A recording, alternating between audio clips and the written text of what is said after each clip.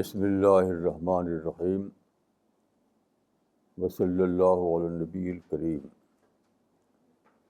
رب اشرح لی صدری ویسر لی امری واحلل عقدۃ من لسانی یفقہوا قولی۔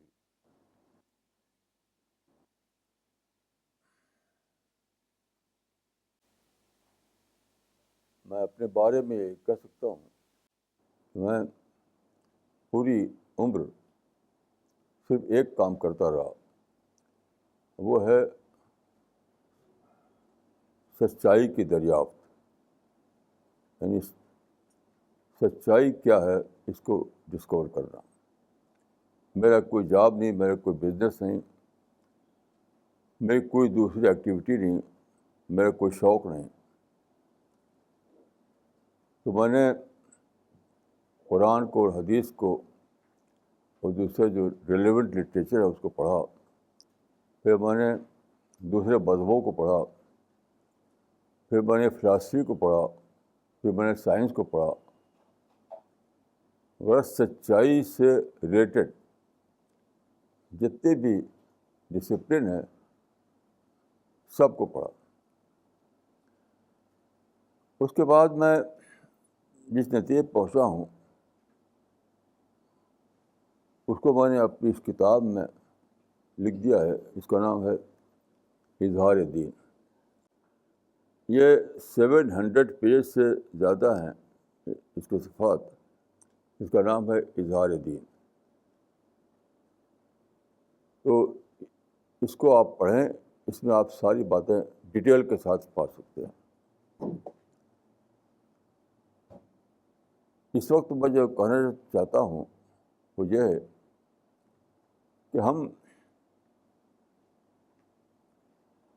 اس دنیا میں اکیلے نہیں ہیں، ہمارا کریٹر ہمارے ساتھ ہے۔ سب سے انوکھی چیز جو میں نے دریافت کی وہ یہ تھی کہ میرا کریٹر ہر مومنٹ میرے ساتھ ہے، مجھے گائیڈ کرنے کے لیے، مجھے ہیلپ کرنے کے لیے، ہر لمحہ، ہر مومنٹ۔ لیکن اس کو لوگ جان نہیں پاتے کیونکہ کریٹر نے انسان کو دی ہے آزادی، ٹوٹل آزادی۔ اس آزادی کو کریٹر کبھی ابالش کرنے والا نہیں ہے یہاں تک کہ ڈوم دے آ جائے۔ اس آزادی کی وجہ سے، اس فریڈم آف چوائس جو ملا ہوا ہے انسان کو، اس کی وجہ سے بہت سے پرابلم پیدا ہوتے ہیں، بہت سے چیلنجز۔ تو خدا بلا شبہ ہماری مدد کرتا ہے، لیکن انسان کی آزادی کو ابالش کیے بغیر۔ یہی وہ پوائنٹ ہے، اس سے لوگ سمجھ نہیں پاتے۔ انسان کی آزادی کو باقی رکھتے ہوئے اپنے بندوں کی مدد کرنا، سارے انسانوں کی مدد کرنا، یہ پوری ہسٹری میں ہو رہا ہے۔ اس کو اگر آپ جان لیں تب اسی کو کہیں گے کہ آپ نے سچائی کو ڈسکور کیا۔ اس کو اگر نہ جانیں تو آپ بھٹکتے رہیں گے۔ دیکھیے، انسان کو اس پلانٹ ارتھ پر سیٹل کرنے کے بعد انسان کو اللہ نے دے دی آزادی، لیکن ساتھ ساتھ اس کی گائیڈنس کے لیے برابر پیغمبر بھیجتا رہا۔ پیغمبر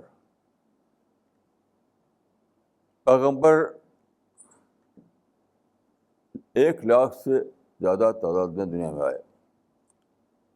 اس کے بعد محمد صلی اللہ علیہ وسلم آئے جن پر نبوت ختم ہو گئی۔ میں نے غور کیا تو یہ 3 ایج بنتے ہیں، 3 دور۔ پچھلے نبیوں کے زمانے میں اللہ تعالیٰ نے چاہا تھا، اللہ تعالیٰ کا جو اصل جو کنسرن ہے وہ یہ ہے کہ دنیا میں دین اللہ قائم ہو جائے۔ دین اللہ کا معنی یہ نہیں کہ اسلام کی حکومت یا مسلمانوں کی حکومت۔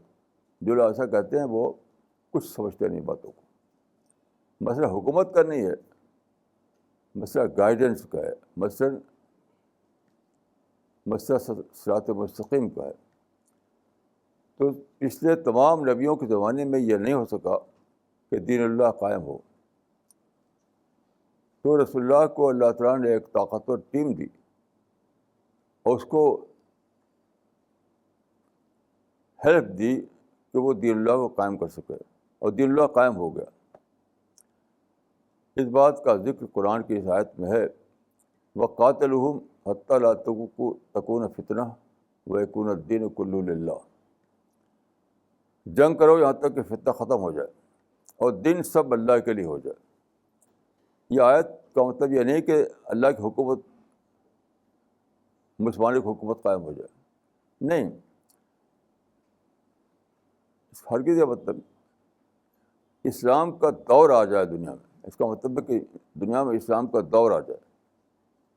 اس کا پولیٹکس سے کوئی مطلب نہیں، پولیٹیکل اقتدار سے کوئی مطلب نہیں، کیونکہ اس سے پہلے دنیا میں دور جو تھا آپ جانتے ہیں کنگشپ کا دور تھا. پوری تاریخ میں کنگشپ کا دور رہا ہے. یہ کنگشپ ہی کا چھوٹے پیمانے پہ کیا تھا، ٹرائبل چیف ہوا کرتے تھے، اس کے آگے کنگس ہوا کرتے تھے، اس کے آگے ایمپرر ہوا کرتے تھے. یہ تھا ایج آف کنگشپ. اس کی وجہ سے دنیا میں آزادی نہیں تھی، اور انسان کو یہ موقع نہیں تھا کہ وہ اپنی پوری فریڈم کو ایکسرسائز کرتے ہوئے جس طرح چاہے زندگی گزارے. پالیٹکس سے کوئی مطلب نہیں اس کا ہے. میں اپنی زندگی میں کیسے رہوں یہ اس کی پوری آزادی ہو. تو کنگشپ جو تھی اس کی وجہ سے یہ ممکن نہیں ہوتا تھا کہ کنگ لوگ جو ہے بہت زیادہ ریجیمنٹیشن قائم کیے ہوئے رہتے تھے. انسان کی آزادی کو انہوں نے چھین رکھا تھا. ان کو ہمیشہ یہ خطرہ رہتا تھا کہ کوئی میرے پولیٹیکل پاور کے لیے رسک نہ بن جائے. تو رسول اللہ کے زمانے میں جو واقعات ہوئے وہ حقیقت میں ڈیوائن آپریشن تھا. وہ اس لیے تھا کہ وہ جو جنگ کی گئی تھی وہ جنگ تھی اس لیے کہ آئندہ جنگ ختم ہو جائے. War for the sake of end of war, اس لیے تھی وہ. لیکن سب سے بڑی غلطی جو مسلمانوں نے کر رکھی ہے وہ یہ ہے کہ اسی ماڈل میں اب بھی وہ جی رہے ہیں. پولیٹیکل ماڈل کو ختم کر دیا اللہ تعالیٰ نے.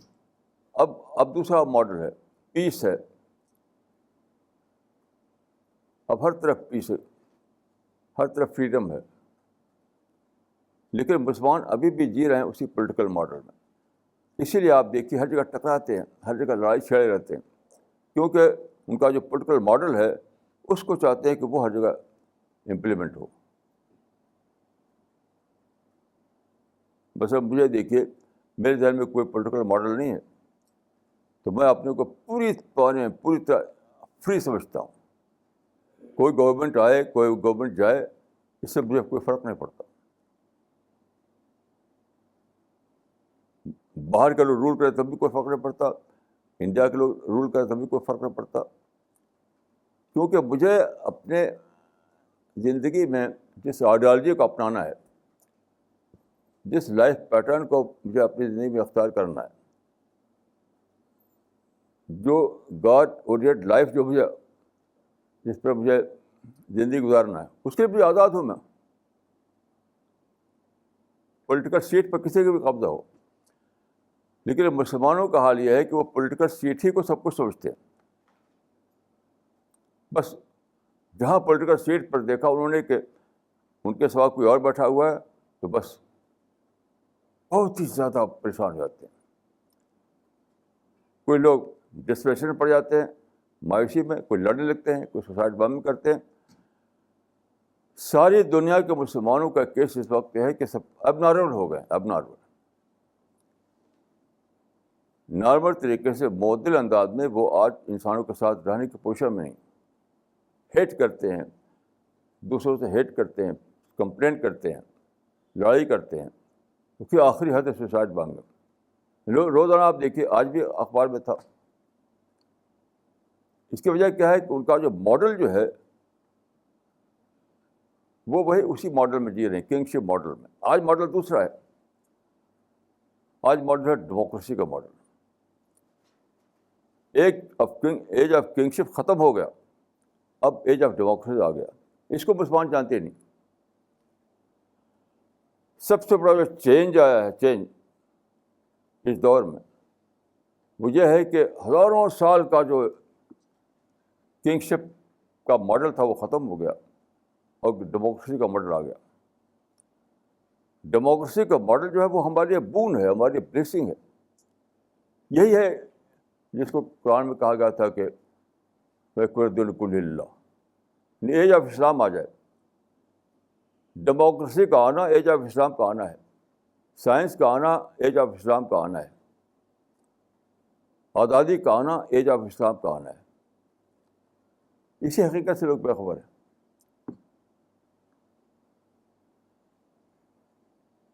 اب میں آپ کو ایک آیت اور ایک حدیث پیش کرنا چاہتا ہوں. دیکھیے, قرآن میں ایک آیت ہے, امرہم شورا بینہم, ان کے معاملات مشورے سے طے ہوتے ہیں, یعنی ڈیموکریٹک وے میں طے ہوتے ہیں. اس آیت کو لوگ سمجھتے ہیں کہ مکہ مدینہ کے لیے تھی. نہیں, یہ پورے یہ ایک گلوبل سویلائزیشن کی بات اس کے اندر ہے. کیونکہ دیکھیے, قرآن جو آیا ہے سارے عالم کے لیے, لیکن للعالمین نذیرا, لیکن للعالمین نذیرا, سارے عالم کے لیے گائیڈ بنے, گائیڈ بک بنے. تو قرآن کی آیتوں کو آپ دیکھنا پڑے گا, آپ گلوبل کنٹیکسٹ میں. قرآن کی ہر آیت کو آپ کو دیکھنا پڑے گا پوری ہسٹری کے کنٹیکسٹ میں. یہ جو فرمایا کہ امرہم شورا بینہم, یہ اسی کی طرف اشارہ تھا کہ ایک پروسیس شروع ہوا ہے اسلام کے زمانے میں, ڈیموکریسی کا پروسیس.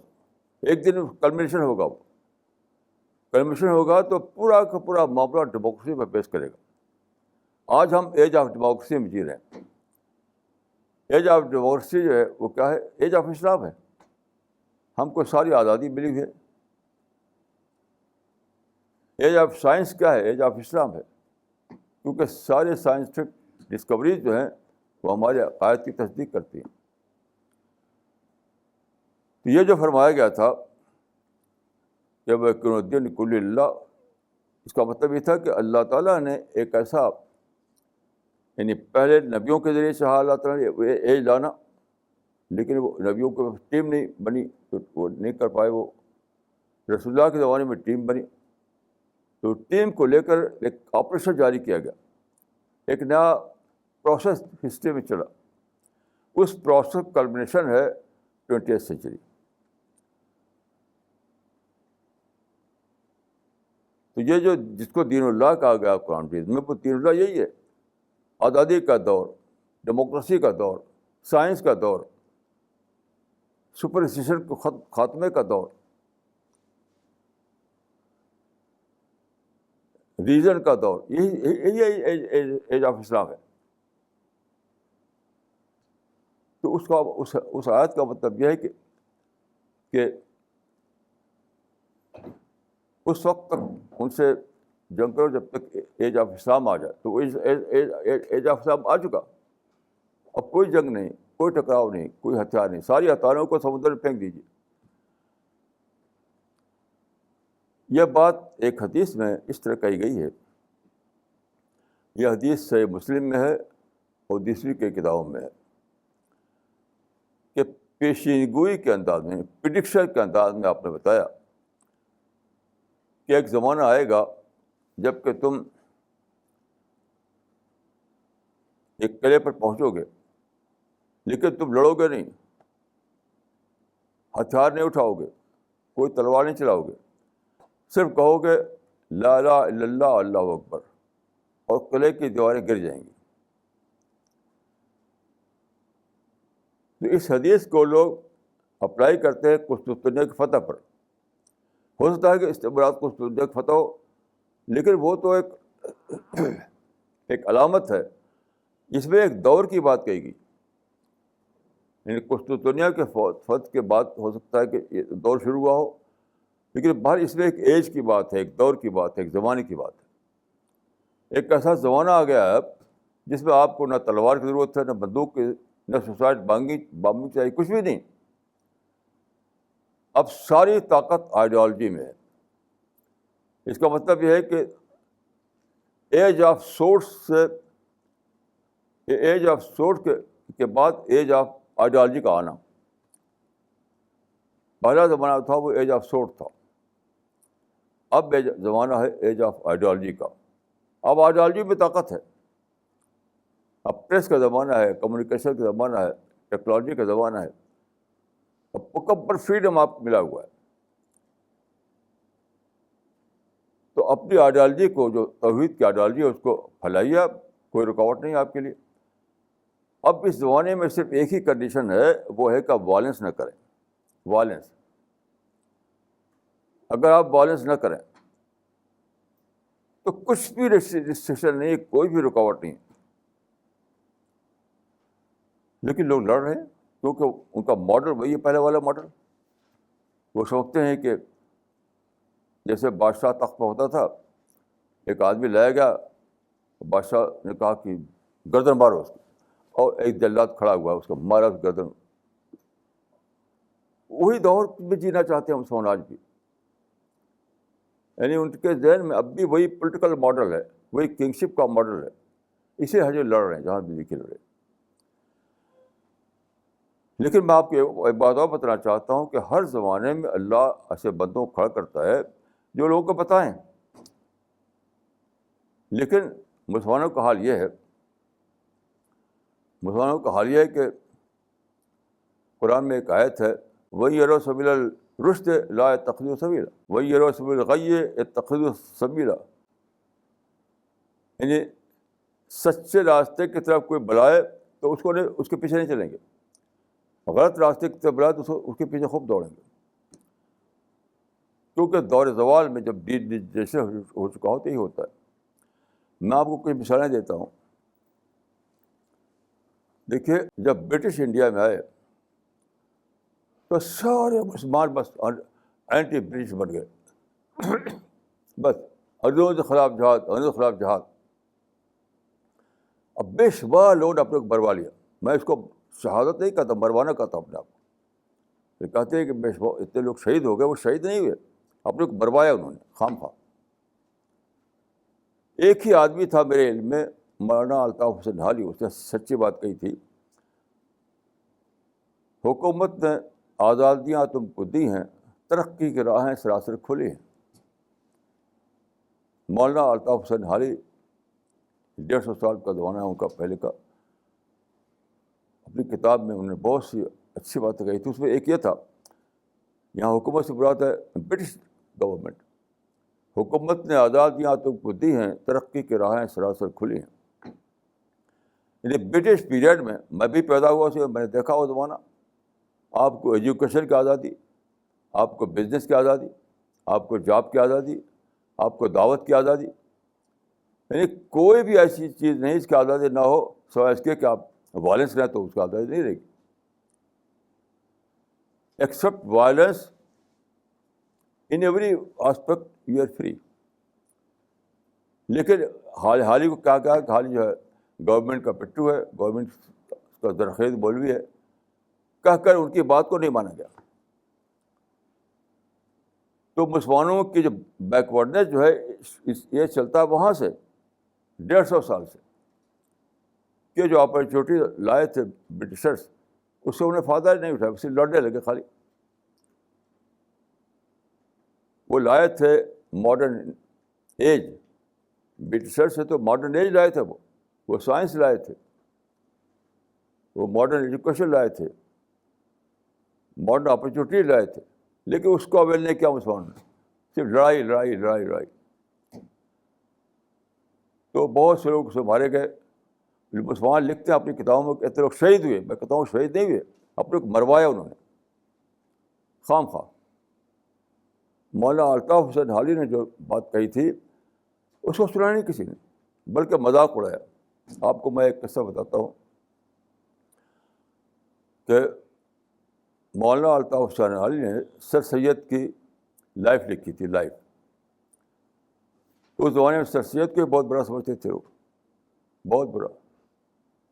تو ایک تھے اکبر الہ آبادی, تو انہوں نے مولانا الطاف حسین حالی کے بارے میں لکھا تھا, سید کے داستان کو حالی سے پوچھے, غازی میاں کا حال ڈفالی سے پوچھے. یعنی کس قدر زیادہ بے خبر تھے لوگ حقیقتوں سے, کہ برٹشرز لائے تھے ماڈرن اپرچونیٹیز, اور سمجھتے ہیں کہ وہ ہمارا دشمن ہے اور ہم کو ختم کرنا چاہتا ہے. ایسے دیکھیے 1948 میں عرب ورلڈ میں اسرائیل قائم ہوا بالفور ورڈکٹ کے تحت. میرے نزدیک بالفور ورڈکٹ بالکل صحیح تھا, اس میں کوئی غلطی نہیں تھی اور قرآن کے مطابق بھی تھا. لیکن سارے عرب ورلڈ کا دشمن بن گیا. مارو ان کو, نکالو ان کو سمندر میں ڈھکیلو. اس وقت ایک عالم تھا, صرف ایک عرب عالم, اس نے کہا کہ تم جیت نہیں پاؤ گے, تمہاری تباہی میں اور اضافہ ہو جائے گا. ایکسیپٹ کرو, اسرائیل کے قیام کو ایکسیپٹ کرو. مگر سب نے کہا کہ غدار ہے, یہ غدار ہے. وہ بیچارہ مر گیا یہ شعر پڑھتے ہوئے کہ سیعلم قومی اننی لا اغشهم ومهما استطال الليل فالصبح واصل. یعنی میری قوم جان لے گئی کہ میں نے قوم سے غداری نہیں کی ہے. رات کتنی لمبی ہو آخرکار تو صبح ہو کر رہے گی. ایک پورا دور گزرا ہے. یہ جو فرینچ آئے افریقی ملکوں میں, برٹشرز آئے ایشیائی ملکوں میں, اسرائیل آیا فلسطین میں, تو ایک شاعر تھے, عرب شاعر, ان کا شعر اس طرح گونجا, ہر آدمی اس شعر کو پڑھتا تھا. فاتح صلاح الدین ثانی تنفینہ جددی حتین اور شب حتینہ. پھر سے ہمیں لاؤ صلاح الدین کو اور پھر سے جنگ کے میدان گرم کرو. ہمارے انڈیا کے مولانا علی میاں تھے, وہ گئے شام, وہاں صلاح الدین ایوبی کی قبر ہے, تو انہوں نے تقریر کی. تو کہا کہ ہمیں صلاح الدین ایوبی کی تلوار کی ضرورت ہے. یہ کس قدر بے خبر تھے یہ لوگ, مور دین بلائنڈ تھے لوگ.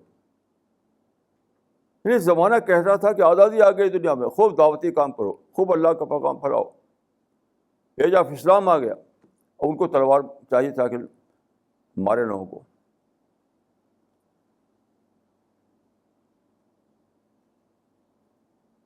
اسی انڈیا کے بعد قصہ بتاتا ہوں آپ کو.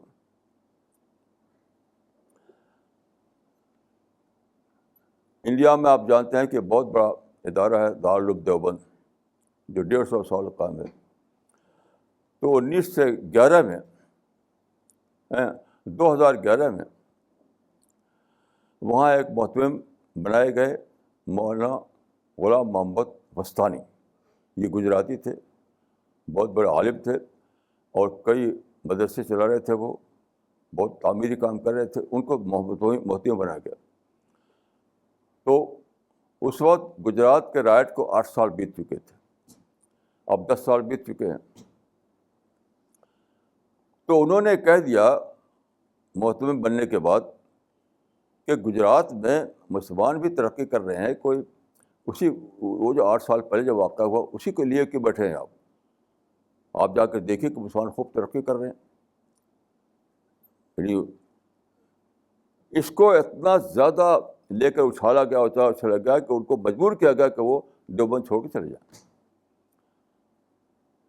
اگر آج مولانا استانوی کی بات مانی جاتی تھی تو آج جو مسلمانوں کی حالت ہے کہ سارے مسلمان مایوسی میں جی رہے ہیں. ہاں اب کیا ہوگا, اب کیا ہوگا. وہ نہ ہوتا. مولانا غلام محمد استانوی اسی دیوبند کے پڑھے ہوئے ہیں جس دیوبند میں ان کو محتمم بنایا گیا تھا, اور وہ گجرات ہی کے ہیں. سورت میں ان کا جائے پیدائش ہے، وہاں بہت اچھا وہ کام کر رہے ہیں، اور براہ راست طور پر گجرات کو جانتے تھے وہ، براہ راست طور پر. تو انہوں نے کہا کہ میں جانتا ہوں گجرات میں مسلمان ترقی کر رہے ہیں، کچھ رائٹ وغیرہ جو ہوئے تھے وہ بہت پرانی بات ہے، اس کو چھوڑو. اب وہاں پر تعلیم کے مواقع ہیں، بزنس کے مواقع ہیں، سارے آزادیاں ملی ہوئی ہیں سب کو. جیسے کوئی انہوں نے کہا تھا کہ کوئی ڈسکرمنیشن نہیں، اور صحیح کہا تھا انہوں نے. میں بھی 2 بار گجرات گیا ہوں، میں نے پایا کہ وہاں مسلمان یہ باہر کے آؤٹ سائڈرس سارا ہنگامہ کرتے ہیں. باہر کے لوگ جا کر وہاں بیانات دیتے ہیں. خود گجرات کے مسلمان صاحب ملیے آپ تو وہ اچھی طرح رہ رہے ہیں وہاں پر. یہ مجرم ہے، مجرم یہ آؤٹ سائڈر جو وہاں جا کر کے تقریر کرتے ہیں، فائری تقریر. آؤٹ سائڈر کرمنلس ہیں جنہوں نے سارے مسئلے پیدا کرتے ہیں. Out cider criminals. گجرات کا کوئی مسئلہ نہیں ہے، آؤٹ سائڈر کا مسئلہ ہے. جو گجرات کے باہر جو پرچے نکلتے ہیں، گجرات کے باہر جو میگزین نکلتے ہیں، گجرات کے باہر جو لوگ تقریریں کرتے ہیں، انہیں نے مسئلہ پیدا کر رکھا ہے. کوئی گجرات میں کوئی مسئلہ نہیں ہے. سارا مسئلہ آؤٹ سائڈرس نے پیدا کیا ہے. لیکن جو سچائی کی بات کہتا ہے اسی کے پیچھے پڑ جاتے ہیں. مولانا غلام محمد وستانوی نے سچائی کی بات کہی تو ان کو دیوبند سے نکلنے پر مجبور کیا. میں خود اپنے بارے میں کہتا ہوں، کامریڈ رائٹس کے بارے میں میں نے جسٹس کی بات کہی، میرے خلاف ہو گئے. بابری مسجد کے بارے میں نے جسٹس کی بات کہی، میرے خلاف ہو گئے. اور ساری دنیا میں مجھ کو بدنام کیا. میں جہاں جاتا تھا، یورپ میں، امریکہ میں، عرب میں، ہر جگہ کہ آپ ایسے ہیں، آپ ویسے ہیں. تو مجھے یاد آتا ہے کہ آزادی سے پہلے ہی سے یہ لوگ سرگرم تھے، آزادی کے بعد بھی سرگرم رہے. میں نے پورا دور دیکھا ہے. میں آزادی سے پہلے پیدا ہوا، آزادی کے بعد کا دور پورا میرے سامنے ہے. 1947 کے بعد ایک ہی آبسیشن تھا سارے مسلمانوں کا، مجھ کو چھوڑ کر کے. میں اللہ کے فضل سے بچا ہوا، پہلے بھی آج بھی بچا ہوا ہوں. ایک ہی آبسیشن تھا. ان لوگوں نے یہ فرض کر رکھا تھا کہ یہ جو ہندو ہیں ان میں کچھ ایسی پارٹیاں ہیں جن کو وہ کہتے تھے کہ یہ فنڈامنٹلسٹ ہیں. ان کے لیے طرح طرح کے نام، ہندو فنڈامنٹلسٹ، ہندو نازی اور ہندو ایکسٹریمسٹ، ہندو زائنسٹ، یہ سب الفاظ تھے ان کے. بس اسی کو ختم کرنا. ساری مسلم پالیسی 1947 کے بعد کیا تھی کہ ہندو جو یہ فنڈامنٹلسٹ ہے یا ان کے الفاظ میں جو ہندو زائنسٹ ہیں ان کو ختم کرنا. ابھی اس الیکشن میں جو ابھی الیکشن ہوا ہے اس میں بھی سارے مسلمان ایک ہی وہ تھا کہ یہ لوگ آنے نہ پائیں پاور میں، اور ہوا ان کے خلاف. ان سارا ورڈکٹ مسلمانوں کے خلاف ہو گیا. یہ اللہ کی طرف سے ایک پیغام ہے کہ تم نے ایج کو سمجھا نہیں، یہ تمہاری پالیسی غلط تھی. مسلمانوں کو اس وقت جو بیت رہا ہے اس لیے بیت رہا ہے کہ اللہ کے میسج کو نہیں سمجھا انہوں نے. دیکھیے یہ دور ڈیموکریسی کا دور ہے. ڈیموکریسی میں نہ کوئی فرینڈ ہے نہ کوئی دشمن ہے. ڈیموکریسی میں ہر پارٹی نیشنل پارٹی ہے. یہ میں بہت دنوں سے کہہ رہا ہوں یہ بات کہ انڈیا میں جو پارٹیاں ہوں آپ لیبل نہ لگائیے ان کو کہ اینٹی مسلم ہے یا پرو مسلم، یہ لیبل مت لگائیے. کوئی نہ اینٹی مسلم ہے نہ کوئی پرو مسلم ہے. سب کے سب ہمارے دیش کے لوگ ہیں، ہمارے بھائی ہیں. کوئی پارٹی ہو وہ میری پارٹی ہے. ڈیموکریسی میں ایسی ہوتا ہے. آپ ڈیموکریسی میں یہ کر نہیں سکتے کہ یہ کہیں کہ صاحب لیبل لگائیں آپ کہ اینٹی مسلم ہے، وہ پرو مسلم ہے، یہ زائنسٹ ہے، یہ نازی ہے. یہ نہیں کر سکتے آپ. یہ ڈیموکریسی کا جو کلچر ہے اس کے خلاف ہے.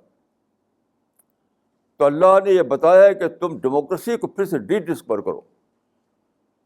الیکشن میں جو ہوا ہے اس لیے ہوا ہے کہ مسلمان ڈیموکریسی کو ری ڈسکور کریں. ڈیموکریسی ایک بون ہے, ایک بلیسنگ ہے, ایک رحمت ہمارے لیے. کیوں؟ دیکھیں, اس سے پہلے جو کنگشپ کا زمانہ تھا اس میں ڈسینٹ کے کوئی موقع نہیں تھا. Dissent was not allowed during that age. Dissent کو موقع نہ ہونے کی وجہ سے کیا ہوتا تھا کہ دعوت اللہ کا موقع نہیں تھا. کنگشپ کے زمانے میں چونکہ ڈسینٹ الاؤڈ نہیں تھا, اس وجہ سے دعوت اللہ کا موقع نہیں تھا. جو پیغمبروں کو جو ستایا گیا, مارا گیا, اسی لیے ہوا کہ ڈسینٹ اس زمانے الاؤڈ نہیں تھا. ڈسینٹ کی آزادی نہیں ہوتی, اختلاف کی آزادی نہیں ہوتی تھی. ڈیموکریسی جو ہے یہی تو ڈیموکریسی کا مطلب یہی ہے کہ ڈسینٹ کو کھلا آزادی ہے. ڈیموکریسی کا خاص جو پہلو ہے وہ یہ ہے کہ آج ڈسینٹ پر کوئی پابندی نہیں, نو ریسٹرکشن ایٹ آل. یہ کتنا بڑا نعمت ہے کہ ہم دعوت کا کام کرنا چاہتے ہیں, جو دعوتی مشن چلانا چاہتے ہیں, کوئی رکاوٹ ہی اس کے لیے نہیں رہی. ڈیموکریسی میں ڈسینٹ کے لیے کوئی بھی ریسٹرکشن نہیں ہے. اسی لیے یہ جس کو میں نے کہا کہ ایج آف اسلام ہے, یہ ایج آف طاغوت نہیں ہے. کچھ بالکل بےخبر لوگ جو دنیا کو نہیں جانتے, نہ دین کو جانتے, وہ اس کو کہتے ہیں کہ ایج آف طاغوت. ایج آف طاغوت نہیں ہے, یہ ایج آف اسلام ہے. کیونکہ ڈسینٹ کو انہوں نے آزادی دے دی. اس کو مانے کہ میں اپنی آئیڈیالوجی کو پھیلاؤں, اپنے مشن کو پھیلاؤں, بچتے کہ پرووائڈیڈ آئی ایم پیسفل. تو میں پیسفل ہے, مجھے مارنے کی کیا ضرورت کسی کو, کیا ضرورت ہے میں کسی کو ماروں. دیکھیے پیس جو ہے سادہ بات نہیں ہے. پیس میرے اپنی پیراڈائز کے لیے ضروری ہے. مجھے پیراڈائز میں جانا ہے, مجھے اللہ کی جنت میں داخل ہونا ہے, اس کے لیے پیس ضروری ہے. کیونکہ میں جب پیسفل رہوں گا تب میں نارمل رہوں گا. جب میں نارمل رہوں گا تبھی میرے اندر پازیٹیو تھنکنگ آئے گی, تبھی میرے اندر تزکیے کا پروسیس جاری ہوگا. تو پیس جڑ ہے پیراڈائز کلچر کی. اگر آپ پیسفل نہ ہو تو آپ سمجھ لیجیے کہ آپ پیراڈائز سے کوئی مطلب نہیں. آپ جب پیسفل ہوں گے تو آپ کے اندر پازیٹیوٹی ہوگی, آپ کے اندر لو ہوگا, دوسروں کے لیے خیرخواہی ہوگی, آپ پازیٹیو تھنکنگ آئے گی آپ کے اندر, پھر آپ کا معرفت آئے گی, تزکیہ آئے گا, یہ سب کچھ آئے گا. تو پیس جڑ ہے, پیس. تو میں کیوں پیس کے خلاف کروں؟ پیس کے خلاف کیوں کروں؟ ڈیموکریسی نے مجھے آزادی دی ہے کہ تم پیس پر رہو تو جو چاہے کرو, تو پیسفل رہو تو جو چاہے کرو. اللہ کے فضل سے میں اس پہ کر رہا ہوں, ہماری ٹیم کر رہی ہے, ہمارے ساتھی سے کر رہے ہیں ایسے. If you are peaceful, then you are allowed to do anything without any restriction at all. اسی کو میں کہتا ہوں کہ یہ ایج آف اسلام ہے. یہ ایج آف اسلام ہے. ایج آف اسلام کا معنی ہے کہ اگر آپ پیسفل رہیں تو اسلام کے مشن کو چلانے کے لیے آپ کو کوئی روکنے والا نہیں. آپ اسلام ہرگز نہیں کہتا کہ صاحب حکومت قائم کرو, اسلام میں قانون نافذ کرو. یہ تو کچھ جاہلوں کے باتیں ہیں. یہ کچھ لوگ جن کو دین گہرا علم نہیں تھا انہوں نے یہ سب باتیں نکالی, وہ پھیل گئی بہت زیادہ. جن لوگوں نے, میں صاف کہتا ہوں آپ سے کہ جن لوگوں نے اسلام کا گہرا مطالعہ نہیں کیا تھا, تو انہوں نے یہ سب باتیں نکالی کہ اسلام حکومت قائم کرو, مسلم حکومت قائم کرو, قانون نافذ کرو. یہ سب ان لوگوں کی باتیں ہیں جنہوں نے اسلام کا گہرا مطالعہ نہیں کیا تھا. میں نے اس میں کتابیں لکھی ہیں, میں نے ثابت کیا کہ بالکل غلط باتیں کہتے ہیں. اب میں آپ کو ایک مثال دیتا ہوں آج ہی کی, ابھی مجھے یہ چیز ملی ہے. کس قدر لوگ بے خبر ہیں باتوں سے. ایک عرب جن کی زبان عربی ہے, اور جو عرب ورلڈ میں ایک آتھر ہے، وہ رائٹر ہے، وہ میرے پاس ان کا یہ انٹرنیٹ سے نکال کر بھیج دیا گیا ہے، ایک آرٹیکل کا چھپا ہے، ایک عرب میگزین میں چھپا یہ، اور انڈیا کے مسلمانوں کے بارے میں یہ. آپ میں سے جو چاہے اس کو پڑھ سکتا ہے انٹرنیٹ پر، اس کا لنک لے سکتا ہے. یہ عرب رائٹر لکھتے ہیں اس آرٹیکل میں کہ انڈیا کے مسلمانوں کو میں ایک ایڈوائس دینا چاہتا ہوں. موسیٰ نے جس طرح سے فرعون کے مقابلے میں اٹھے تھے، اسی طرح ان کو اٹھنا چاہیے ان کے. یہ کس قدر بے خبر ہیں یہ صاحب کہ موسیٰ نے کیا کیا تھا؟ کیا فرعون سے لڑے تھے وہ؟ کیا موسیٰ فرعون سے لڑے تھے؟ آپ بائبل کو پڑھیے، آپ قرآن کو پڑھیے. موسیٰ نے صرف یہ کیا تھا کہ مصر کو چھوڑ کر سراسیرا میں چلے گئے. بنی اسرائیل جو وہاں تھے اس وقت، جو وہاں آباد تھے مصر میں حضرت یوسف کے زمانے سے، ان کو ساتھ لے کر انہوں نے مصر کو چھوڑ دیا اور چلے گئے ڈیزرٹ، سینائی ڈیزرٹ میں چلے گئے. تو کیا یہ مشورہ دے رہے ہیں کہ مسلمان چھوڑ کر انڈیا چلے جائیں؟ یہ عرب رائٹر کیا یہ فرما رہے ہیں کہ مسلمان جو ہے حضرت موسیٰ نے جو کیا تھا وہی کرے، یعنی انڈیا کو چھوڑ کر چلا جائے کسی ڈیزرٹ میں. تو میں اسے کہوں گا کہ تو پہلے کسی ملک تیار کرو کہ ہم کو قبول کرے. وہ کون ملک کو قبول کرے گا؟ یہ بالکل جہالت کی باتیں ہیں، بالکل حماقت کی باتیں ہیں. میں ایسے لوگوں کو کوئی سخت سے سخت لفظ بول سکتا ہوں جو مسلمانوں کے مشورہ دے رہے ہیں. غور کیجیے کہ حضرت موسیٰ نے کیا تھا. حضرت موسیٰ نے جو کیا تھا فرعون کے مقابلے میں، وہ ہمیں کرنا چاہیے مودی کے مقابلے میں. تو سوال یہ کہ انہوں نے کیا تھا؟ انہوں نے تو ایجپٹ کو چھوڑ کر چلے گئے تھے باہر. تو ہم چھوڑ چلے جائیں تو کہاں جائیں بتاؤ؟ کس ملک میں جائیں؟ یہ لوگ بالکل بلائنڈ ہیں، بالکل میں ان کو میڈ کہوں گا، میڈ، جو ایسے ایڈوائس دیتے ہیں مسلمانوں کو. یہ لوگ جانتے نہیں کہ ڈیموکریسی کا زمانہ ہے. ڈیموکریسی میں یاد رکھیے، کوئی یہ جو انڈیا میں جو مائنارٹی چلا گیا، ابھی غلط سمجھتا ہوں میں اس کو. کوئی مائنارٹی نہیں، کوئی مائنارٹی نہیں. No minority, no majority, everyone is Indian.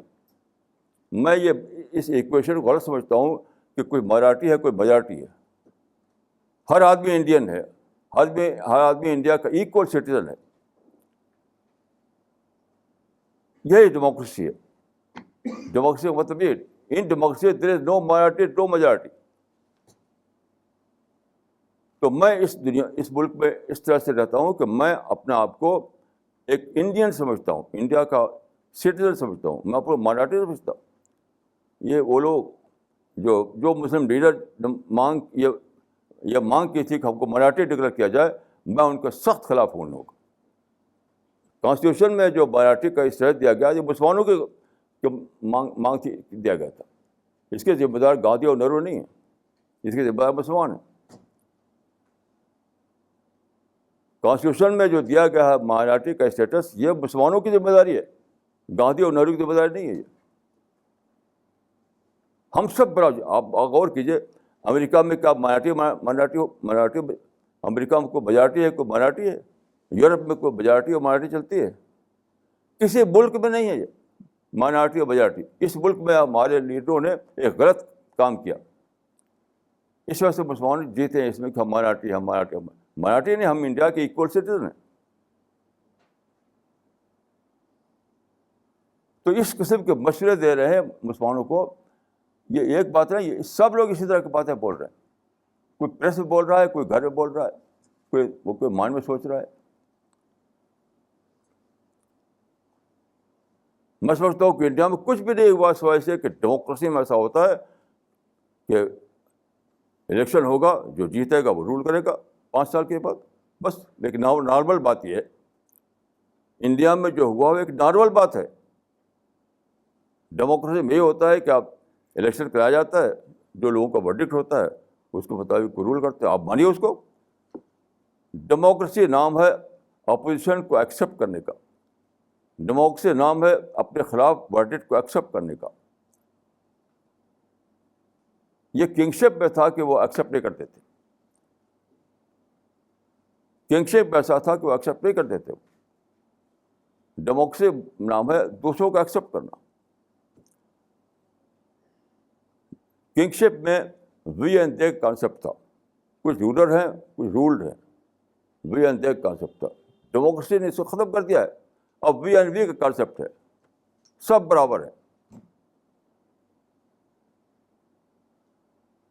تو یہ مسلمانوں کے سو کال لیڈر نے سارا فساد یہ برپا کیا ہے. میں دیکھ کوئی مسلم دشمن نہیں, نہ ہندو مسلم دشمن ہے, نہ اسرائیل مسلم دشمن ہے, نہ امریکہ مسلم دشمن, کوئی مسلم دشمن نہیں. صرف مسلم دشمن اگر کوئی ہے تو مسلم لیڈر ہے. اگر کوئی دنیا میں مسلمانوں کا دشمن ہے تو وہ صرف مسلمانوں کا سو کال لیڈر ہے. انہوں نے مسلمانوں کو تباہ کر رکھا ہے.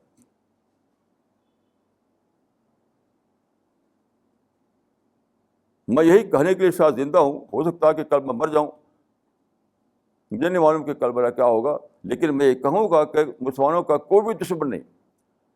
نہ ہندو دشمن ہے, نہ یہودی دشمن ہے, نہ عیسائی دشمن ہے, نہ امریکہ دشمن, کوئی دشمن نہیں. دشمن اگر ہے تو یہ مسلمانوں کے لیڈر ہیں. اور میں آپ کو بتاؤں کہ ایک مرتبہ میں گیا لکھنؤ, وہاں پر کچھ لیڈر تھے, کچھ اس زمانے اب ان کا انتقال ہو چکا تھا, بڑے لیڈر تھے جو مسلمانوں میں مقبول تھے. وہ ان سے 1 گھنٹے سے زیادہ دیر تک میں نے بات کی تھی. یہ جو پالیسیاں چلاتے ہیں لوگ, نیگیٹو پالیٹکس, تو میری بات کو نہیں مانا تھا انہوں نے. تو آخر میرا حال یہ کہ میں زار قطار رونے لگا, اور روتے ہوئے میں اٹھا ان کے کمرے سے, اور میں یہ شعر پڑھا میں نے, اذا کار الغراب رئیس قوم سیہدیہم الی دار البواری. اس کا مطلب یہ ہے کہ جب کوا کسی قوم کا لیڈر بن جائے تو وہ قوم تباہ ہو کر رہے گی.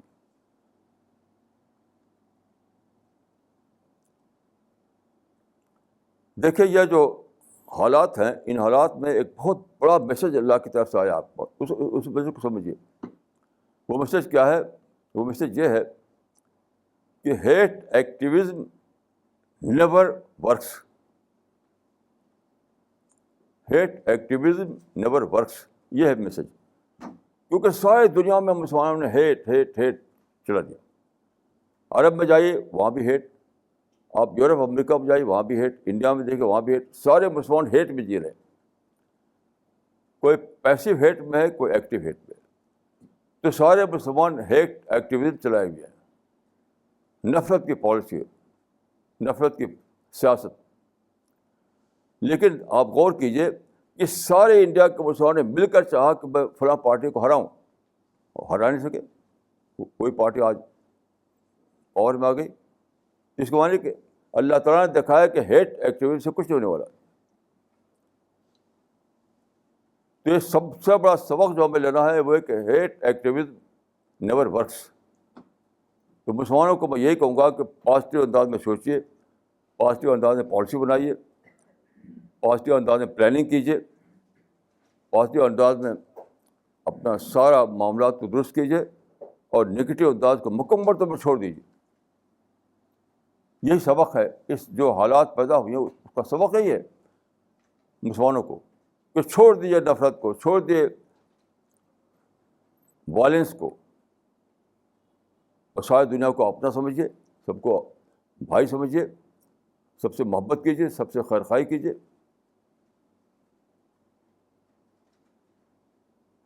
یعنی ایک لفظ میں پازیٹیو تھنکنگ اور پازیٹیو بیہیویئر مسلمان اختیار کریں. یہی وقت کا سب سے بڑا پیغام ہے.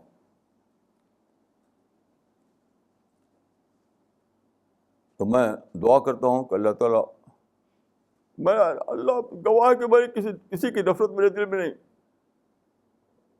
میں جو کچھ میں نے کہا وہ خیرخواہی کے لیے کہا. میرے دل میں انسان کی محبت کے سوا کوئی چیز نہیں. اگر آپ آپریشن کروائیں میرا تو میرے دل میں آپ کو محبت کے سوا کچھ نہیں ملے گا. میرے دل میں کوئی ہیٹ نہیں, میرے دل میں کوئی نفرت نہیں. جو کچھ میں نے کہا وہ انسان کی خیرخواہی کے لیے کہا, مسلمانوں کی خیرخواہی کے لیے کہا. قیامت میں انشاءاللہ خود اللہ تعالیٰ گواہی دیں گے کہ یہ بندہ جو تھا اس کے دل میں کسی کی نفرت نہیں تھی. مجھے یقین ہے کہ جب سارے انسان جمع ہوں گے قیامت میں تو خود خدا گواہی دے گا کہ اس بندے کے دل میں کسی کی نفرت نہیں تھی. یہ بندہ سب کا ویل وشر تھا. جو کچھ کہتا تھا وہ نفرت سے نہیں کہتا تھا, سچائی کو لے کر کہتا تھا. تو میری دعا ہے کہ اللہ تعالیٰ ہم کو سب کو عقل دے, ہم وقت کو پہچانیں, دین کو پہچانیں, اللہ کے پیغام کو پہچانیں, کیونکہ ایک دن آنے والا ہے جب یہ دنیا کون صاف صفا بن جائے گی. پوری دنیا کون صاف صفا, یعنی پوری دنیا ختم ہو کر کے سارے لوگ اللہ کے سامنے حاضر ہوں گے حشر کے میدان میں. یوم یقوم الناس لرب العالمین. اس دن کو سوچ کر کے میں یاد رکھیے کہ میں اپنی باتوں جو کچھ کہتا ہوں کہ اس وقت میں جب کہ مجھے کھڑا ہونا ہوگا اللہ کے آگے, اس وقت مجھے وہاں شرمندہ نہ ہونا پڑے. میں آپ سب لوگوں سے یہی کہتا ہوں, اس دن کو سوچ کر کے جینا سیکھیے جب آپ اللہ کے سامنے کھڑے ہوں گے. السلام علیکم ورحمۃ اللہ وبرکاتہ.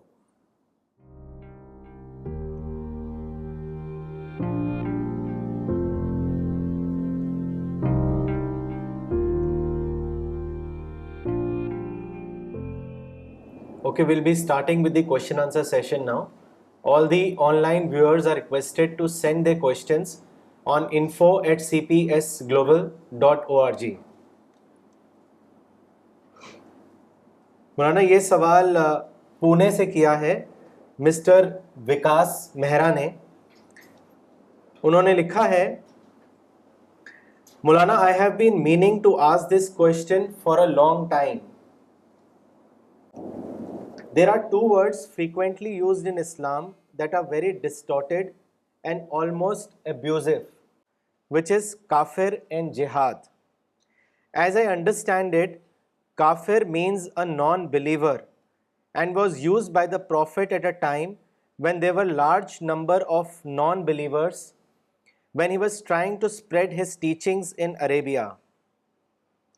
Question is, if it was a contextual term, why is it being so freely used today in our society, especially when it is likely to hurt sentiments of non-Muslim people, Hindus in particular? And its wrong use is also giving a wrong interpretation of Islam, which as a religion is all inclusive. Should the word not be kept out of daily usage? Or on the other hand, does it actually really mean to show idol worshippers of today, mainly Hindus, also in bad light? I shall appreciate your views. دیکھیے, اس پر میں نے بہت تفصیل سے لکھا ہے, آپ اس کو پڑھ سکتے ہیں. عام طور پر مسلمان یہ سمجھتے ہیں کہ دنیا میں دو قومیں ہیں, ایک کافر قوم, ایک مسلم قوم. یہ بالکل ہی بیس لیس ہے, ہرگز یہ صحیح نہیں ہے. کوئی اسلام کا تعلق قوم سے نہیں ہے.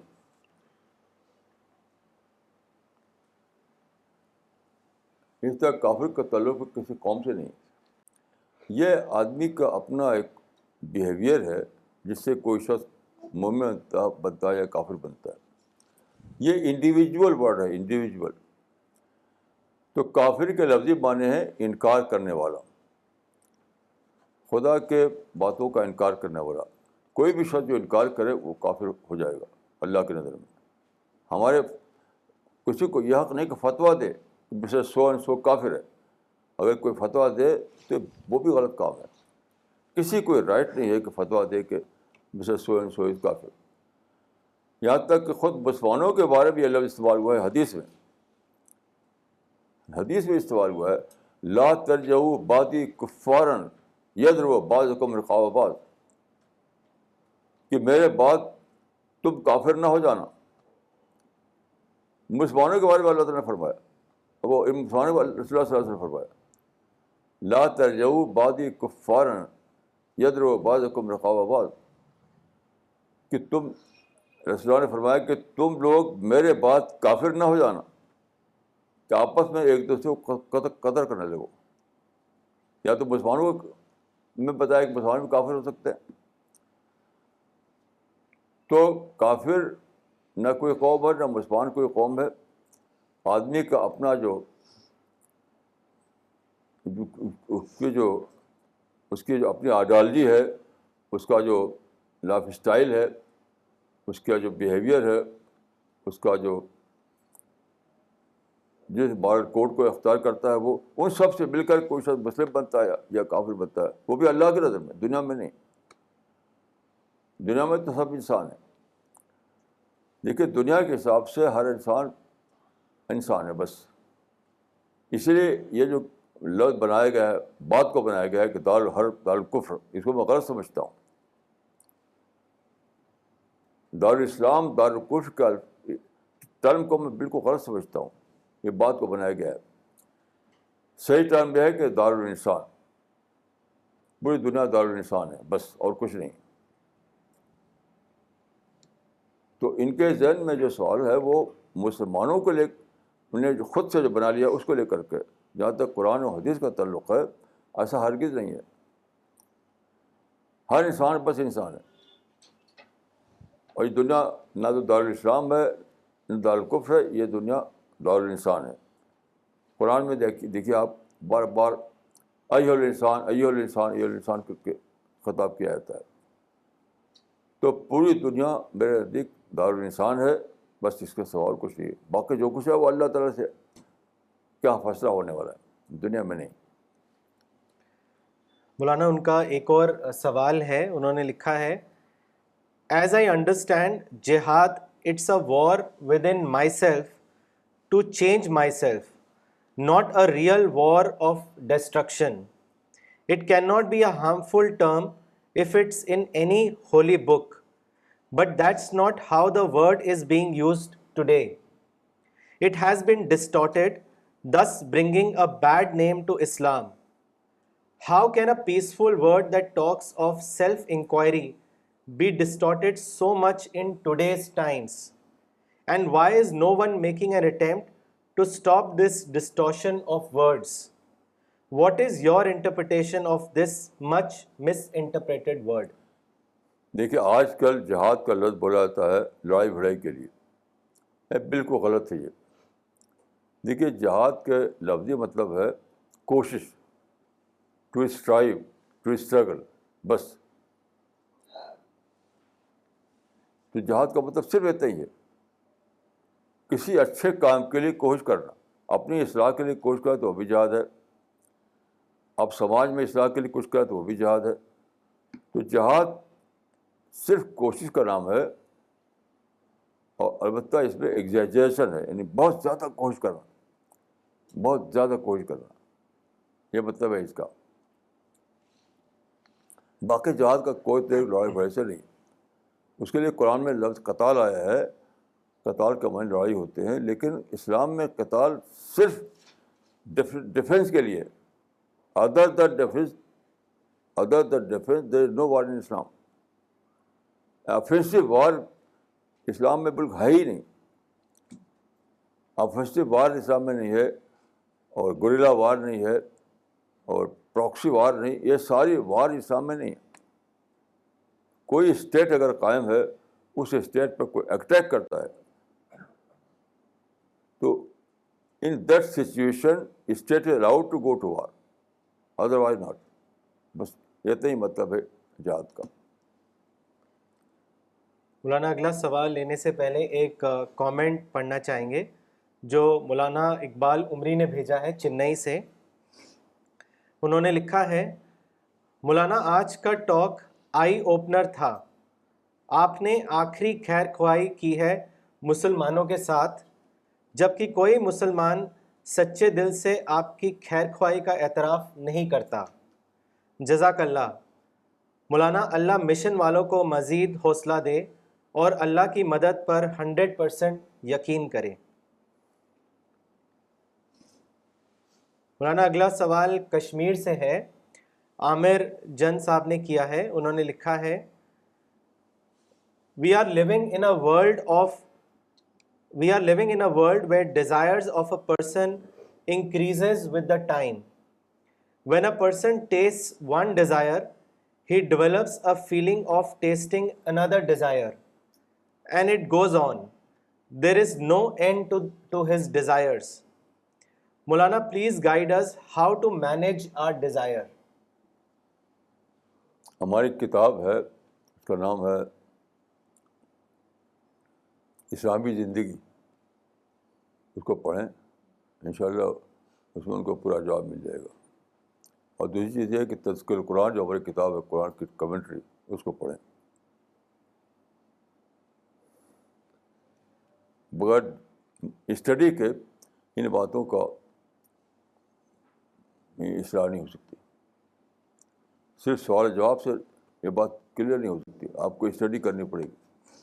تو میں دو چیزوں کو پڑھنے کے لیے کہوں گا, ایک اسلامی زندگی جو کتاب ہے وہ, اور دوسرے تذکر قرآن جو قرآن کی کمنٹری ہے. مولانا اگلا سوال دلی سے کیا ہے دانش فضل صاحب نے. انہوں نے لکھا ہے, مولانا, in one of the Sunday's lecture, the story of Prophet Yusuf, you mentioned about taqwa and sabr. Maulana, please explain with an example what is taqwa, how I can lead a life of taqwa, and also what is positive attitude and how we can achieve positive attitude. میں اس پر اب بہت زیادہ لکھ چکے ہیں, کتابوں کو پڑھیے. میں نے بار بار کہا ہے آپ لوگوں سے کہ کتاب کو پڑھ کر کے جو پوائنٹ اس میں رہ گیا وہ بتائیے. یہ جنرل انداز میں کوشچن مت کیجیے. تو بہت زیادہ لکھ چکے ہیں ہم, ان کتابوں کو پڑھیے اور پڑھ کر کے بتائیے کہ وہاں کون سی بات کلیئر نہیں ہوئی ہے, تو اس پر انشاءاللہ میں عرض کروں گا. مولانا اگلا سوال احمد صاحب نے کیا ہے جاپان سے. انہوں نے لکھا ہے,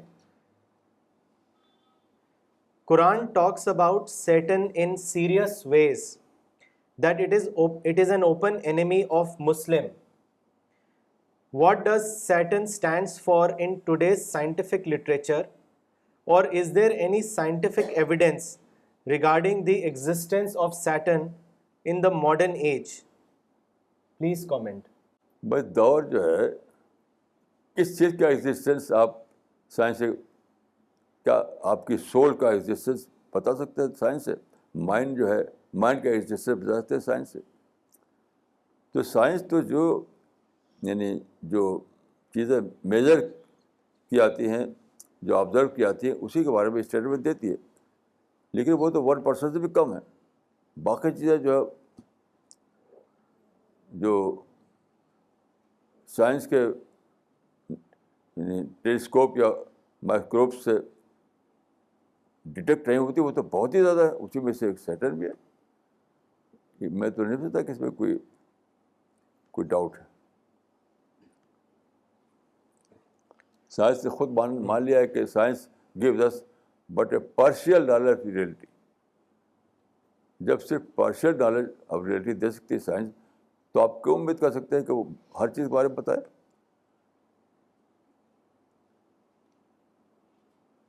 میں سمجھتا ہوں کہ سیٹرن کا ایگزسٹنس جو ہے, ہر آدمی اپنے آپ کو لے کر سمجھ سکتا ہے. آپ محسوس کرتے ہیں کہ بار بار آپ کو خود ایسا ہوگا کہ آپ کے اندر نفرت جاگتی ہے. یہ نفرت کسی جگائی؟ ریونج جاگتا ہے, یہ کسی جگہ ہے؟ آپ کو اندر لسٹ آتا ہے, وہ کس نے پیدا کیا؟ نیگیٹو تھاٹ آتے ہیں, وہ کس نے پیدا کیا؟ یہ دیٹ از انٹرنل ایویڈنس.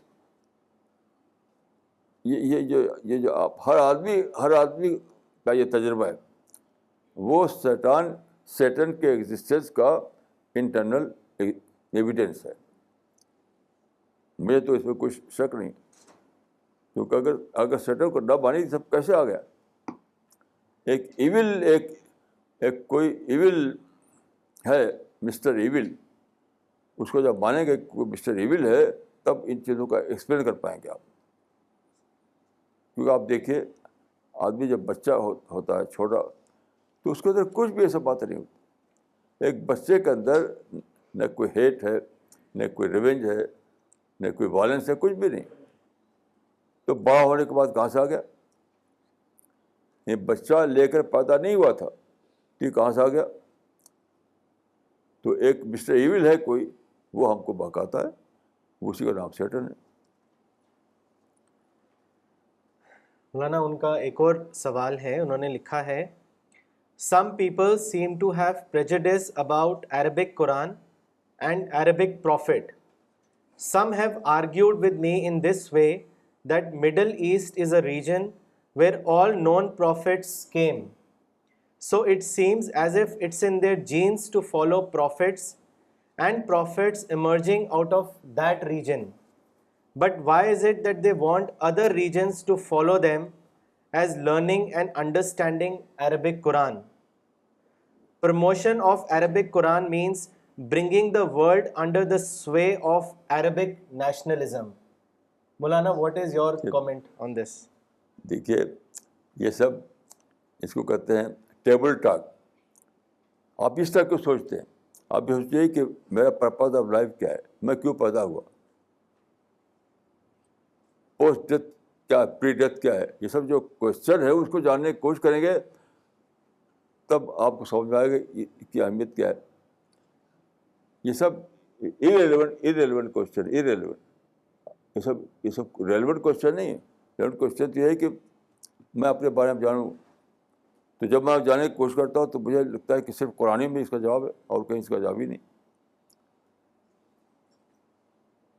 یہ خدا نے یعنی قرآن میں تو بتایا کہ ہر جگہ خدا نے بھیجے اپنے پیغمبر, لیکن ہسٹری میں تو کسی پیغمبر کا ریکارڈ ہی نہیں ہے. رسول اللہ صلی اللہ علیہ وسلم کے سوا کسی پیغمبر کا ہسٹری میں کوئی ریکارڈ ہی نہیں. تو آپ کیسے کہہ سکتے ہیں کہ وہ دوسرے جو ہم پیغمبر نہیں آئے, جبکہ آپ جانتے ہیں کہ جیسس کرائسٹ جو قریبی زمانے کے پیغمبر ہے ان کے بارے میں لکھا ہے بٹلر سر نے کہ historically it is quite doubtful whether Christ ever existed at all. تو ہسٹری نے جب ریکارڈ ہی نہیں کیا ہے پیغمبر کو, تو آپ کیسے کہہ سکتے ہیں کہ پیغمبر وہیں آئے اور نہیں کہیں آئے؟ یعنی کس بیس پر آپ کہہ سکتے ہیں ایسا جب ہسٹری میں ریکارڈ نہیں ہے؟ تو آپ کے پاس یہ کہنے کے کوئی بیس نہیں ہے. ہو سکتا ہے کہ ہر جگہ پیغمبر آئے ہوں, لیکن چونکہ ہسٹری میں ریکارڈ نہیں ہوا اس لیے آپ جانتے نہیں ان کو. اس کو یاد رکھیے کہ جتنے پیغمبر آئے ان میں ایک ہی پیغمبر ہے جس کو ہسٹوریکل پوزیشن حاصل ہے, وہ محمد صلی اللہ علیہ وسلم. آپ کے بارے میں لکھا ہے ایک اسکالر نے کہ Muhammad was born within a full light of history. تو یہ ایک ایکسیپشن تھا. تو سوال ہے کہ ہسٹری سے تو آپ جانتے ہیں پیغمبروں کے بارے میں, اور ہسٹری میں ریکارڈ ہی نہیں, تو کس بیس پر آپ کہیں کہ دوسرے کا پیغمبر نہیں آئے؟ تو بات یہ اس کی یعنی یہ کوئی سائنٹیفک کوشچن نہیں میں نے دیکھی. مولانا اگلا سوال لیتے ہیں جو پاکستان سے بھیجا ہے عبد اللطیف صاحب نے. انہوں نے لکھا ہے ایک شخص اپنی آزادی کا غلط استعمال کر کے ہمیں غصہ دلاتا ہے تو ہمیں غصہ نہیں ہونا چاہیے, کیونکہ اس کا ہمیں غصہ دلانا اللہ کے تخلیقی منصوبے کے بنا پر ہے. لیکن رسول اللہ صلی اللہ علیہ وسلم بسا اوقات غصہ ہو جاتے تھے, تو آپ کی اس عمل کی توجیہ کا ہم کیا کریں گے؟ دیکھیے رسول اللہ کا جو غصہ ہوتا تھا اپنی ذات کے لیے نہیں ہوتا تھا, یہ حدیثوں میں آیا ہے. وہ پرنسپل پر ہوتا تھا. وہ غصہ حقیقت میں وہی ہے جس کو میں کہتا ہوں لینگویج آف ہیمرنگ. اس کو غصہ مت کہیے.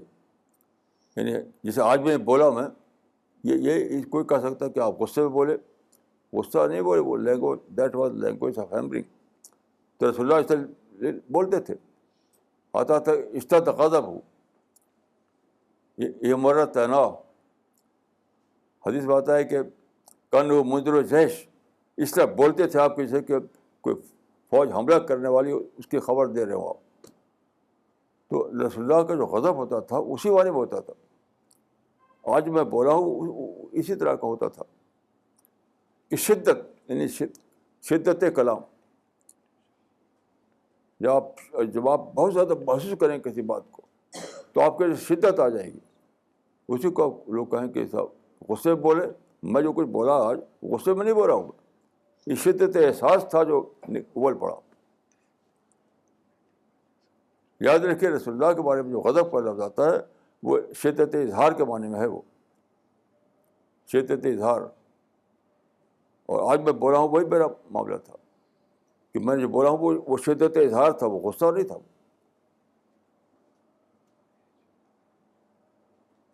اس کو آپ نفسیاتی اعتبار سے غور کیے تو یہ بات کلیئر ہو جائے گی. مولانا اگلا سوال روڑکی سے کیا ہے ساجد انور صاحب نے. انہوں نے لکھا ہے Maulana what is the root cause of Muslims failure to recognise the age of democracy and the age of science and how can they replan their activities. دیکھیے اللہ تعالیٰ نے مسلمانوں کو اقتدار دیا، انہوں نے امپائر بنایا. وہ تھا کس لیے؟ وہ تھا قرآن کی حفاظت کے لیے. تاریخ بتاتی ہے کہ پچھلی کتابیں جو اللہ کی طرف سے آئیں وہ محفوظ نہیں رہیں. اس کی وجہ کیا تھی کہ پچھلی جو انبیاء تھے، جو ان کے ساتھی تھے، ان کو پاور نہیں ملا، پولیٹیکل پاور نہیں ملا. تو میں اب سرچ کر چکا ہوں کہ پچھلے زمانے میں ڈسینٹ الاؤڈ نہیں تھا. پورا جو دور ہے ڈیموکریسی کے پہلے کا اس میں ڈسینٹ الاؤڈ نہیں تھا، اس لیے اس کو ختم کر دیتے تھے وہ. تو اللہ تعالیٰ نے مسلمانوں کو پولیٹیکل پاور دیا تاکہ قرآن کو محفوظ کر سکے. لیکن ایک لمبی مدت تک یعنی پریس کا دور آنے تک باقی رہی. تو مسلمان کا آبسیشن بن گیا پاور. اب وہ اسی میں جی رہے ہیں، وہی پولیٹیکل ماڈل، کنگشپ ماڈل بسا ہوا ان کے دماغ میں. اب ان کو نئی سوچ آنا چاہیے کہ اب وہ دور ختم ہو گیا. جب قرآن محفوظ ہو گیا تو اب ہم اس کی ضرورت نہیں ہے. تو ری تھنک جب تک نہیں کریں گے، جب تک اپنی غلطی کو دریافت نہیں کریں گے، اس کی میرے خیال سے اصلاح نہیں ہو سکتی ہے. یہ مسلمانوں کو دریافت کرنا پڑے گا کہ یہ ماضی کے آبسیشن میں جی رہے ہیں. ماضی کا جو ماڈل تھا اس ماڈل کو کہ اب ضرورت ہی نہیں رہی، ماڈل ختم ہو چکا. وہ اب ماڈل دوسرا آ گیا. کیونکہ ہمارے جتنے لکھنے والے ہیں، جتنے ہمارے بولنے والے ہیں، انہوں نے اسی کو پکا کیا ہے. ون ٹو آل جتنے بھی لکھنے والے ہیں، چاہے عرب سے پیدا ہوئے ہوں، انڈیا میں پیدا ہوئے ہوں، سب اسی ماڈل کو پکا کی چلے جا رہے ہیں. تو عوام کیا کرے بیچارے؟ ماسس کو تو عقل خود تو ہوتی نہیں. اور جو لکھنے والا بولنے والا طبقہ ہے وہ اسی کو پکا کر رہا ہے، اسی کو پکا کر رہا ہے. مثال کے طور پر دیکھیے امیر شرق برسلان کی کتاب ہے، اس کا ٹائٹل ہے کہ لماذا تأخر المسلمون وتقدم غیرهم. مسلمان کیوں پچھڑ گئے، دوسرے لوگ آگے ہو گئے. تو اس میں کہتے ہیں جہاد بارے قطار. یہ اس لیے کہ انہوں نے یہی جانتے ہیں کہ بس لڑ کے حکومت قائم کرو. یہ جانتے ہی نہیں کہ ڈیموکریسی میں تو لڑنے کی ضرورت ہی نہیں، ساری اپرچونیٹی کھلی ہر ایک آدمی کے لیے. تو ری تھنکنگ مسلمان میں نہیں آئی، اس وجہ سے وہ کسی چیز کو دریافت نہیں کر سکے. مولانا اگلا سوال کیا ہے محمد فیصل صاحب نے پاکستان سے. انہوں نے لکھا ہے Maulana as you know that yesterday Pakistan prime minister mister Nawaz Sharif has accepted the invitation for the oath ceremony of the new Indian Prime Minister, Mr. Narendra Modi. Maulana, I want to know what is your view on this new development? بھائی یہ تو دونوں neighbour country ہیں، پڑوسی country ہیں، آپس میں اچھے تعلقات ہونے چاہیے. اسے سوچنا کیا ہے؟ انڈیا اور پاکستان جب دونوں پڑوسی ملک ہیں تو اچھے تعلقات ہونے چاہیے ان میں. یہ تو اس میں کوئی دو رائے ہو نہیں سکتی ہے. میں سمجھتا ہوں کہ اچھی بات ہے. مولانا اگلا سوال لینے سے پہلے ایک کامنٹ پڑھنا چاہیں گے جو مہتاب احمد صاحب نے دھامپور سے بھیجا ہے. انہوں نے لکھا ہے, مولانا انشاءاللہ یور نیو بک اظہار دین will grow iman and conviction of all the readers. ماشاء اللہ. مولانا اگلا سوال کیا ہے عامر جن صاحب نے کشمیر سے. انہوں نے لکھا ہے, if it is a fact that there is no war or qatal in Islam against established governments, then what was in the regime of earlier times of Islam where country like Egypt or Iran were conquered by the Muslims? Please comment دیکھیے on میں this. بہت اچھی طرح سے تفصیل سے لکھ چکا ہوں کہ وہ اسلام کے رول کو اسٹیبلش کرنے کے لیے نہیں ہوا تھا. وہ میں نے عرض کیا کہ وہ ایک ڈیوائن آپریشن تھا کہ دنیا میں کنگشپ کا جو نظام تھا اس نے ڈسینٹ کو ختم کر رکھا تھا. That was against the creation plan of God. خدا کو منظور ہے کہ لوگ آزاد ہوں, لوگوں کو فریڈم آف چوائس ہو, تو تبھی ہوگا جب کہ ڈسینٹ کی آزادی ہو. اس کو ختم کرنے کے لیے یہ ہوا. یہ نہیں کہ کوئی قانون ہے اس کو نافذ کرنا ہے. یہ تو مسلمان اس زمانے میں کچھ ایسے پیدا ہوئے, کچھ ہے لوگ یہ نکالا انہوں نے کہ اسلام کے قانون کو نافذ کرنے کے لیے نہیں. کنگشپ نے اللہ کے کسی پلان کو معطل کرنا چاہا تھا, ڈسینٹ کو ٹیبو بنا کر کے, تو وہ ختم ہو گیا. اب دنیا میں آزادی ہے, اب ڈسینٹ پہ کوئی پابندی نہیں ہے, تو بس اب وہ ختم ہو گیا. اب لڑنے کی کوئی ضرورت ہی نہیں. اب لڑنا تو یعنی کوئی اس کا کوئی اسلامک پہلو سے اس کی ویلو نہیں اس کی.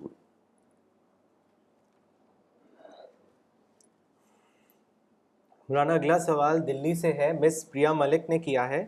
انہوں نے لکھا ہے, what is the magical formula to live in present without thinking about past setbacks and future uncertainties? بہت ہی فلاسفیکل کوشچن ہے. ہاں بتائیے کیا مطلب اس کا. مولانا اکثر لوگ جو ہے پاسٹ میں جیتے ہیں یا فیوچر کو لے کے پریشان ہوتے ہیں, تو وہ آپ سے جاننا چاہتی کہ کیا فارمولا ہے کہ آج میں جیے انسان, فیوچر کی چنتا نہ کرے اور پاسٹ کو لے کے پریشان نہ ہو. یہ پوچھنا چاہ رہی ہیں وہ. میری ایک کتاب پڑھ لیجیے, سمپل وزڈم, انشاءاللہ اس میں آپ کو جواب مل جائے گا. اگر پھر بھی نہ ملے تو آپ بتائیے کہ اس میں کون سی بات کلیئر نہیں. جی, سمپلی وزڈم میں کون سی بات کلیئر نہیں ہے, پھر اس کے بعد انشاءاللہ. Thank you. جی. مولانا اگلا سوال دلی سے کیا ہے جمیل اختر صاحب نے. انہوں نے لکھا ہے کہ جب اسلام کے مول سروت قرآن اور حدیث اپنی اصل حالت میں ہیں تو طرح طرح کے فرقے کس طرح بن گئے, اس کے بارے میں بتائیں. دیکھیے قرآن کو محفوظ کرنے کا مطلب یہ نہیں ہے کہ انسان کی آزادی کو ابالش کر دیا گیا. انسان کی آزادی بدستور پر جب قائم ہے. قرآن بلا شبہ محفوظ ہے, لیکن انسان کو آزادی پھر بھی ہے, فریڈم آف چوائس پھر بھی ہے. تو اسلام کا اندر بھی ہے, اسلام کے باہر بھی ہے. اسلام کے باہر بھی آدمی اپنی آزادی کو محسوس کر سکتا ہے اور مسلم کمیونٹی کے اندر بھی محسوس کر سکتا ہے. کہ فرقہ بندیاں جو ہیں مسلمانوں کا اپنی آزادی کو محسوس کرنا ہے.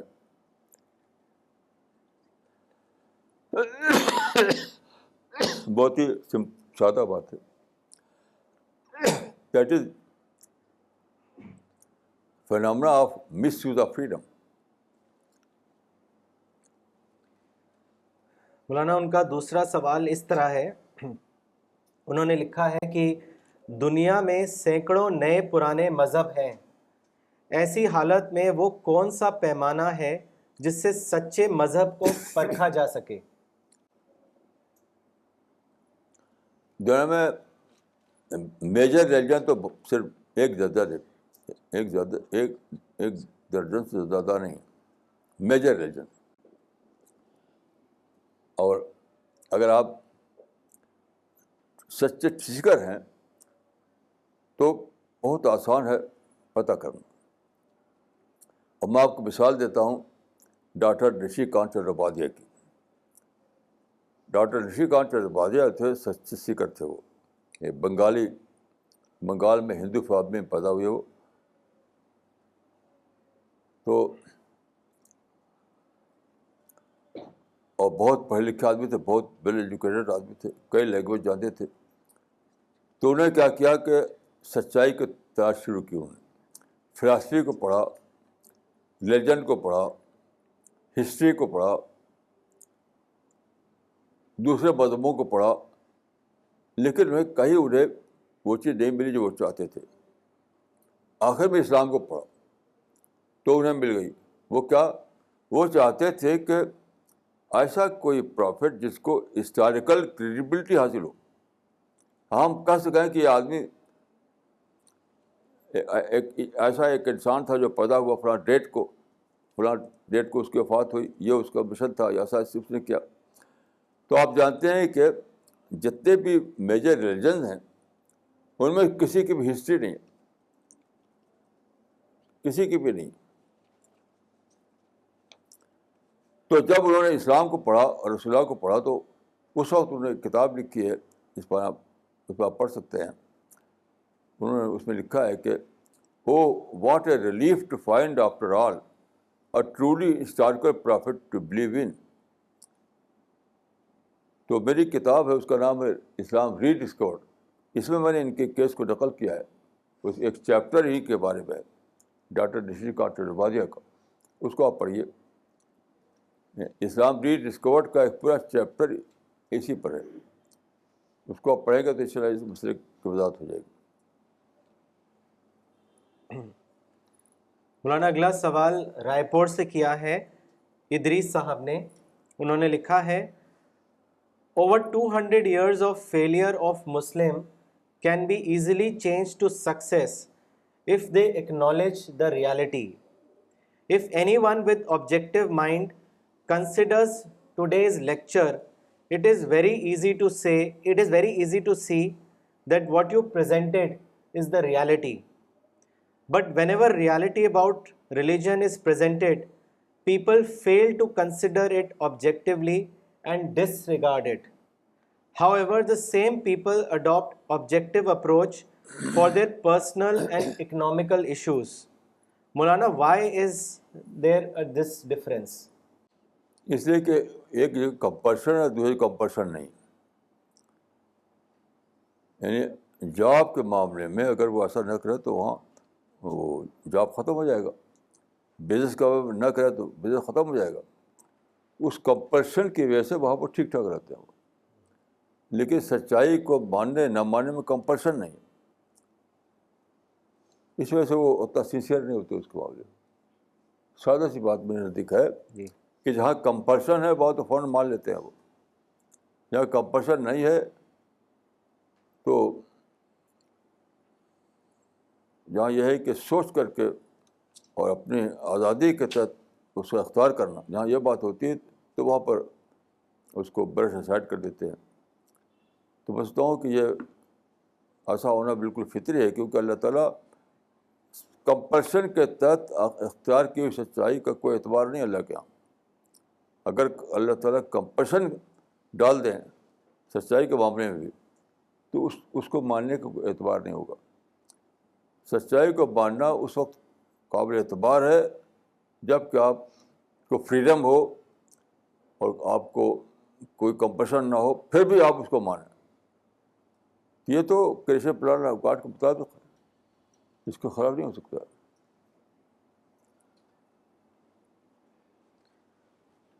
مولانا اگلا سوال مس نغمہ صدیقی نے کیا ہے دلی سے. انہوں نے آپ سے پوچھا ہے کہ is it right to say that age of democracy is age of reason, freedom, opportunity and peace. What is your comment? صحیح بات ہے, ٹھیک بات ہے. مولانا اگلا سوال اجے نے کیا ہے دلی سے. انہوں نے لکھا ہے کہ مولانا is it correct that lack of modern education and negative leadership has been responsible for today's Muslim mindset?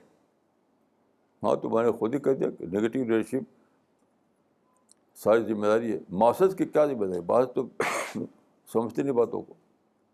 معاشرت باتوں کو سمجھتے نہیں. جیسے کہ آج ہی جو میں بتایا آپ کو، ایک ٹاپ کے عرب کا یہ آرٹیکل ہے.